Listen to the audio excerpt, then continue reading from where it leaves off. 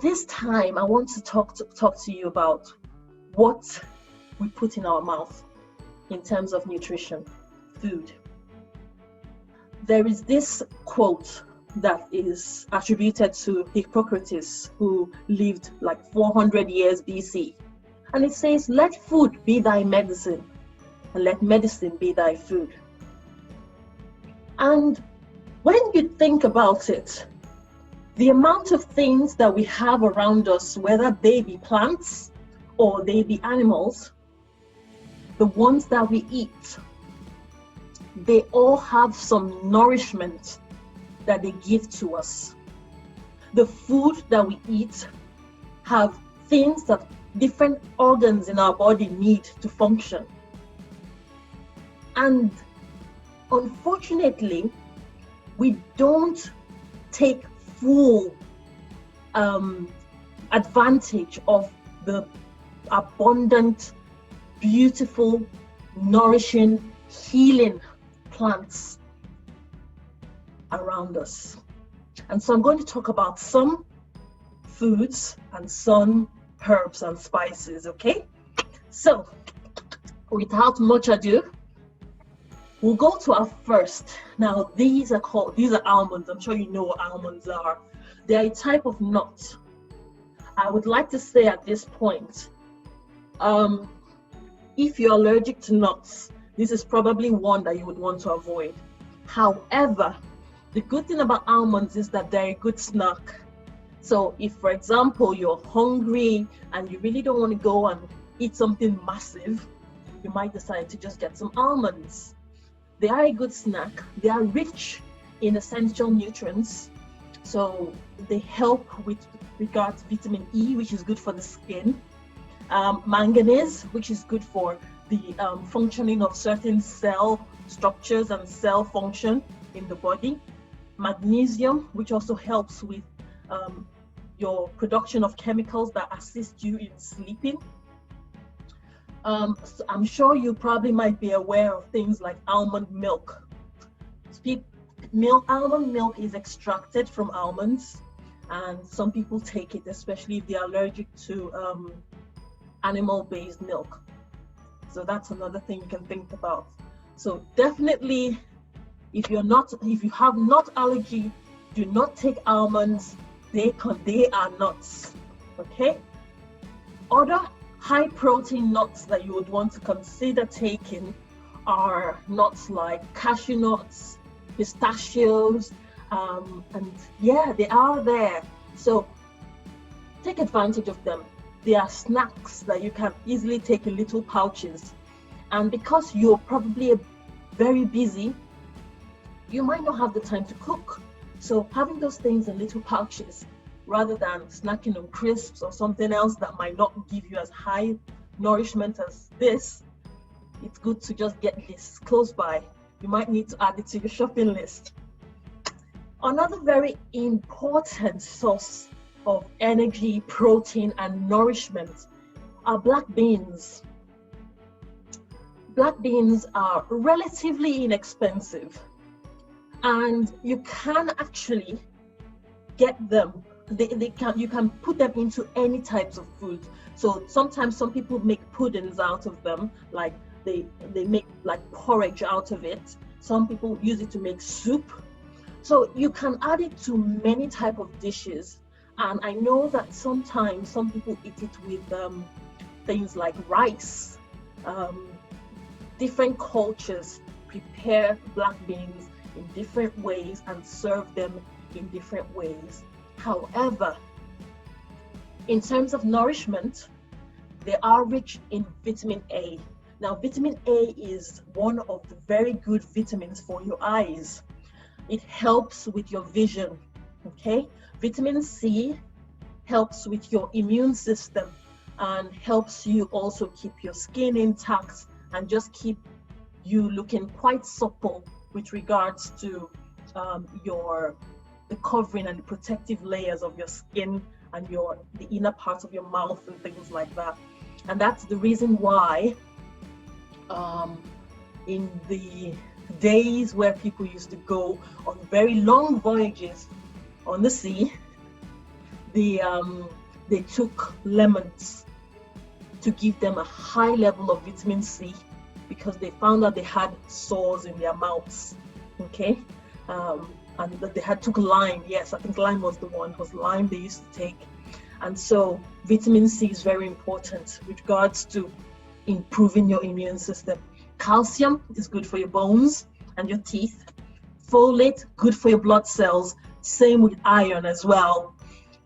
Magnesium, I've mentioned about magnesium before. And potassium is also a very good one, which is very useful when it comes to managing normal cell function. So whether it's the kidney function, the brain function, potassium is a very abundant chemical and elements found inside the blood cells, and it needs to be at optimal level for us to function properly. Another is my favorite, broccoli. Now, how many of you have seen the movie Inside Out?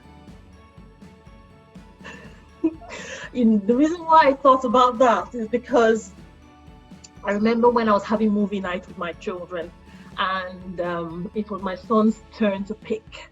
So he decided he wanted to watch Inside Out.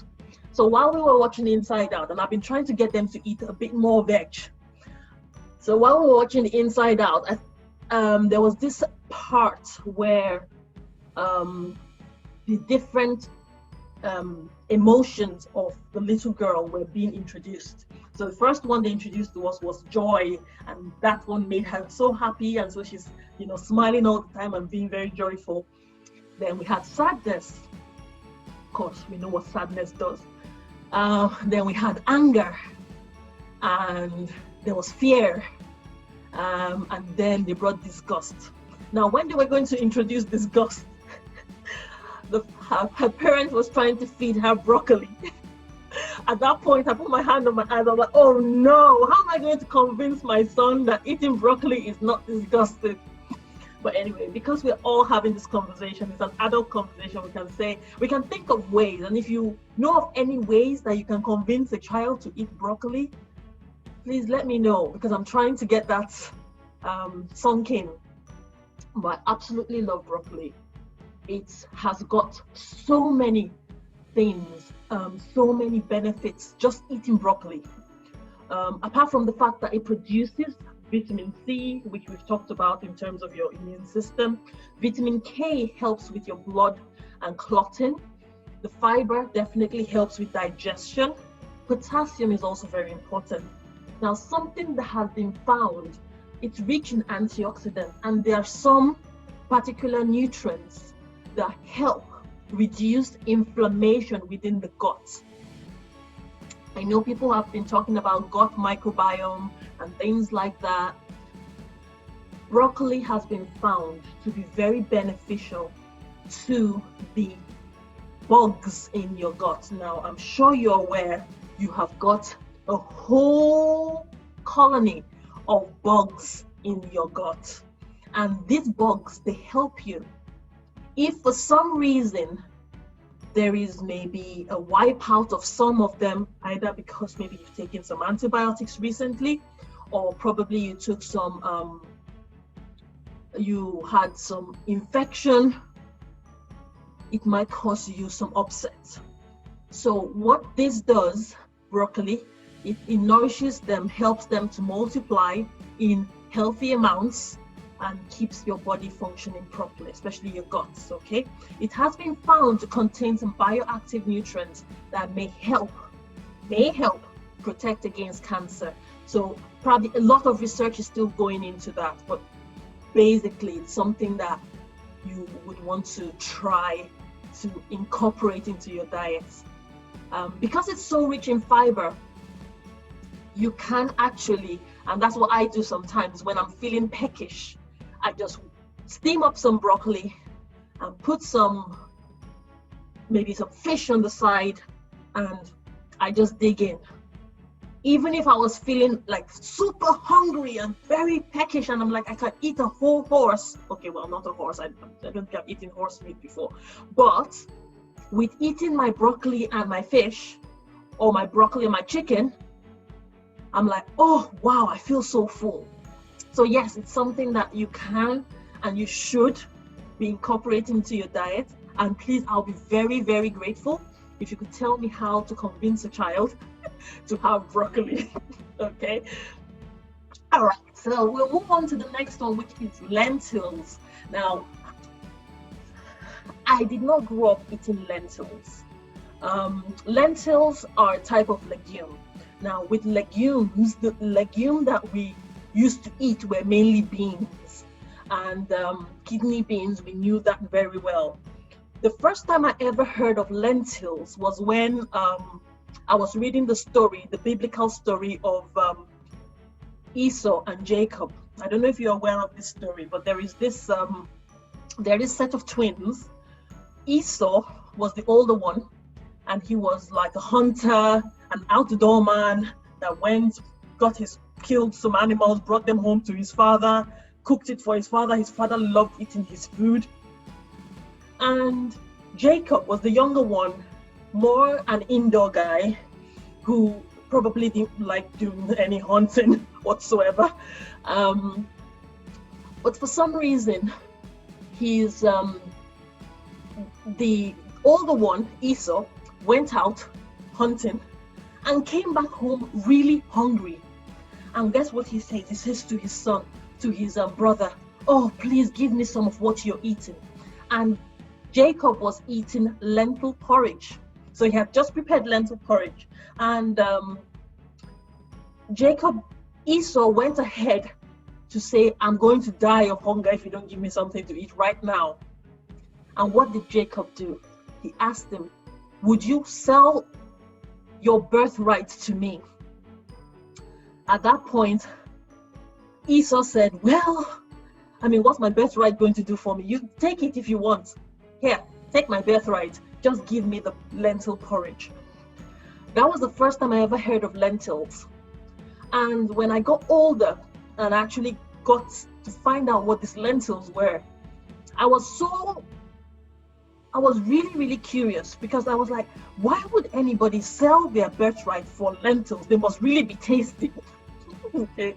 So, well, when I did finally meet lentils, I said, hi, lentil, how are you? But the first type of lentil I saw was this one, the orange looking one. That was the first one. I think that's my favorite till date, really. I've tried the others, but this one is my favorite till date. And it does taste good, but I'm not too sure I would have sold my birthright for it. Anyway, it's a plant-based, it's a very excellent choice of plant-based protein. And it's suitable for vegans, for vegetarians. And apart from being rich in fiber and having all the magnesium, which we've talked about, that helps with sleeping, potassium, which helps with body function, iron and folate, which help with your blood, copper, which helps with transmission of information in your body, manganese and other nutrients. It's so rich in and helps you with your digestion as well. If you're not used to eating lentils like I was when I was growing up, you might have other legume sources like soybeans, chickpeas, kidney beans. Okay. Having said that, there's something I'd like to also put through to you, because some people have been asking me about how you get a list of foods that you can add to your snack list. Okay, things that would either give you energy or give you high nutrition without actually making you fat or making you feel like you're eating unhealthy. Something I found very useful for myself is having chickpeas. Chickpeas are very good. They are very filling, and I tend to buy them in the tins, in the canned chickpeas. They are my go-to when I'm rushing to make something to eat or put something together. They are my go-to. They and some sardines, things like that. They are the ones that I kind of call upon at that critical moment. So let's move on. I'm going to talk about Greek yogurt. I won't call it Greek yogurt. But anyway, yogurts, we all know, are from dairy. They are from some form of dairy. And the Greek yogurt is particularly a thick type of yogurt, and it is rich in protein, rich in probiotics, which we always run to as very good chemicals for our body system, especially our guts. Okay, you remember the colony of bugs you've got in your guts? So you've got a whole, maybe a continent or even a universe within you. So this provides them with some nourishment as well.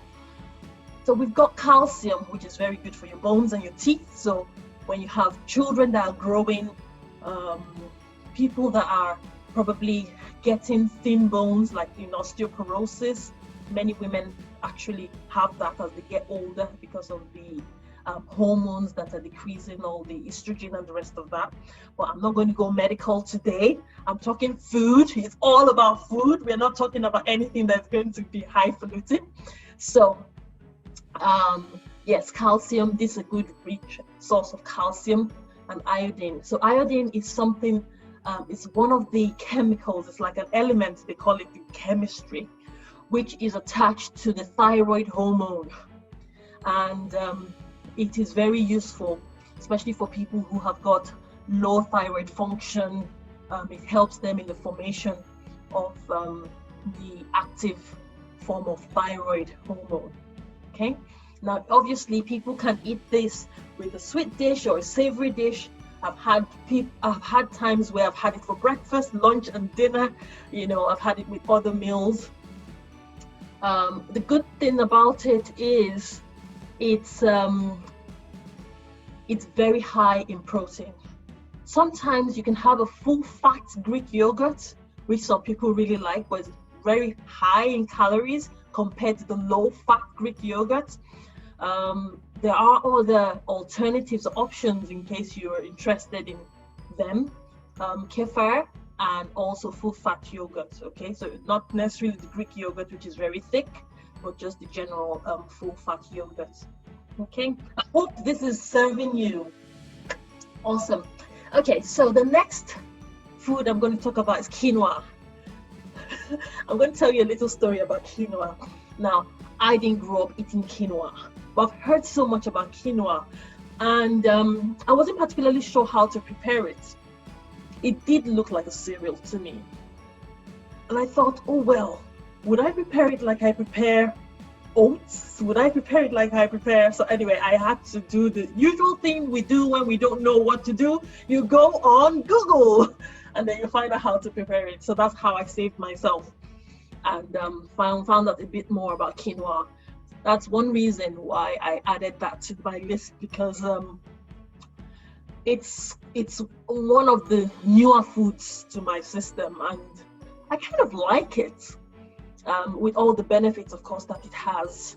But one thing you need to be aware of is when you are preparing your quinoa, make sure you wash it properly before you cook. This is because there are these chemicals that are released by the plant. Because, I mean, for crying out loud, the plants don't want to be eaten. The only things that would say, eat me, are all those fruits that look so nice and juicy, and they are just, red and yellow and orange, and, it's like, eat me. And you eat them, but you can't digest their seeds. So you throw the seed somewhere and it grows into a tree. That's how we were able to get plants.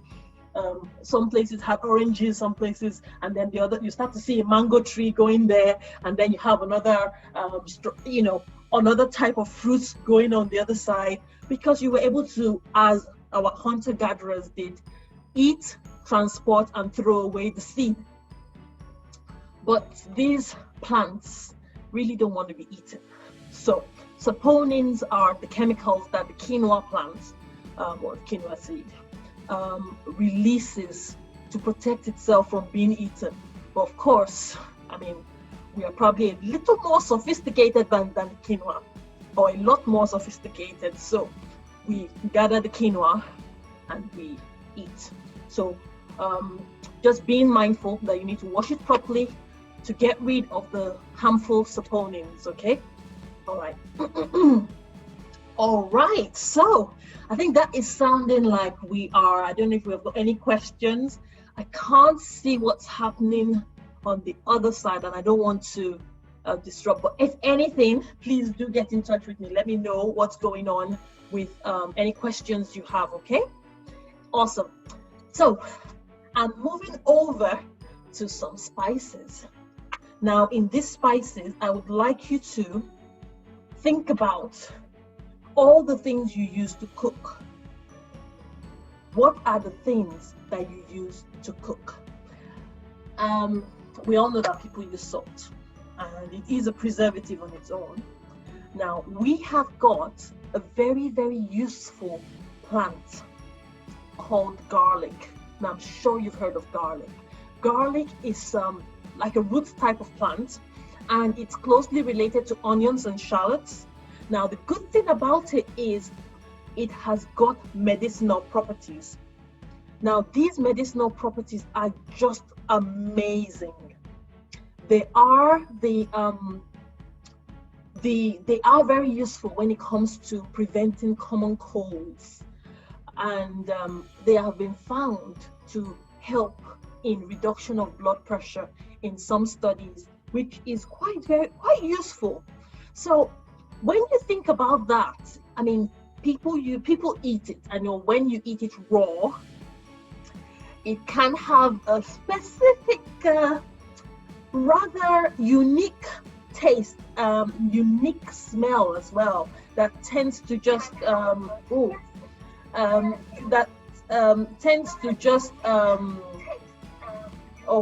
now this is okay, so that's I was trying to look for the questions that were coming in, but that wasn't working, was it? Okay, so anyway, what happens is the smell can be a little bit of a challenge for some people, especially because it's a bit strong. So what we've thought of, what people tend to do sometimes, is to cook it in your meals, or to rather than chew it and or brush your teeth after you've had some garlic. Some people combine garlic and honey, and I've seen many times while I was growing up, they would have some crushed garlic, mix in some honey, put in some lemon. It's all sorts of things put together, and that was taken as a remedy for coughs and colds. And because I wasn't a particularly one who wanted to take drugs, I was one that preferred to take herbs or like treatment from plants and fruits and things like that. Okay. Ginger is another spice that we use. I use that quite a lot, and it has been found to have some effect on people feeling sick. So many people, especially the pregnant women, because in pregnancy, you know, there are many medications you can't take. It's not very safe for baby, or it's not safe for you, or it's not been tested, and they don't have enough data to back the fact that you can take it.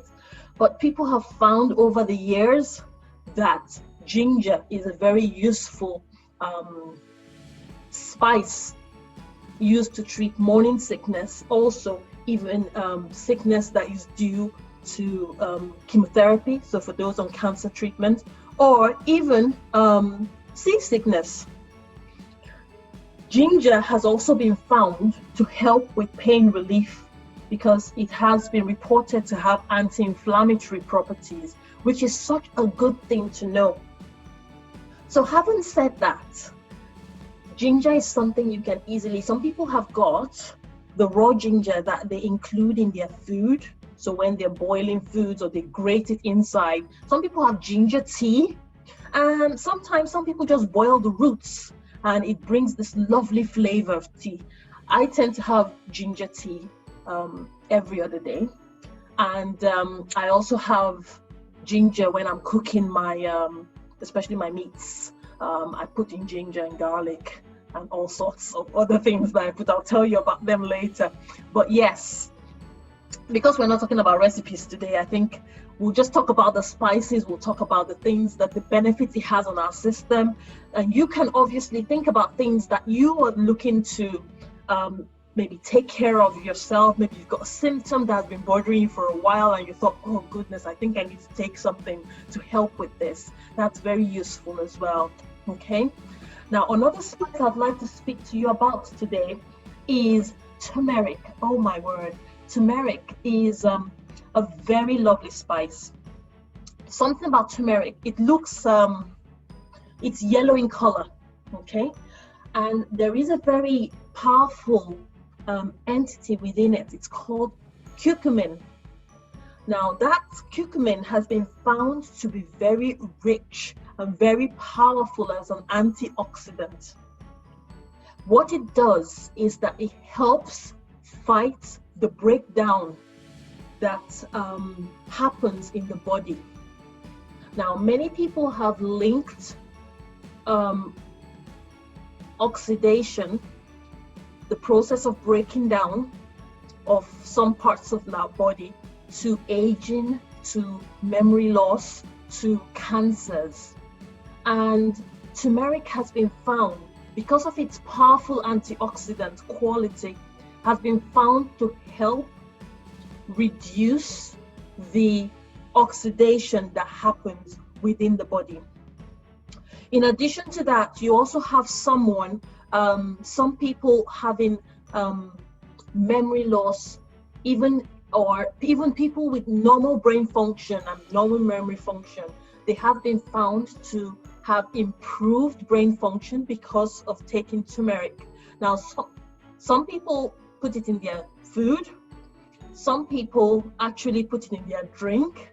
I remember, I think I was listening to, was it Jim Quick? Yes, I was doing one of his courses, and he did mention that he does mix almond milk and turmeric, and he takes that every day in the morning.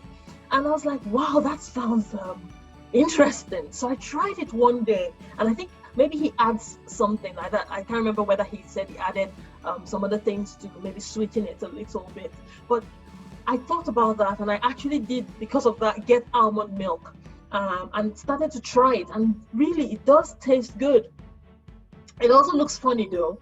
But yes, it's something that is very, very useful because of its ability to do this antioxidative property. So it's something you might want to add into your cooking repertoire and probably add to your spices that you use, okay, for foods that you eat. I've also been told about the benefits of turmeric on the skin as well. So, well, that's another discussion for another day, because today we're talking about foods, things you put in your mouth, okay? So while we're talking about time for you, we'll find some time to talk about things that you can put on your skin that will improve your skin. But however, today we're talking about foods that you eat, okay? Right. So today has been a very, very interesting journey through this. I'm going to stop sharing this so at least you can see my face now.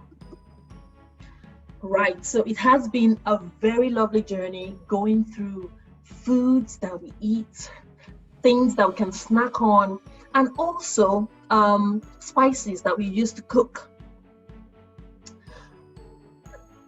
If we go through all the list of foods, I mean, there's just so many. So many, but these are some very important ones, some very good ones that you can have, and they don't cost much.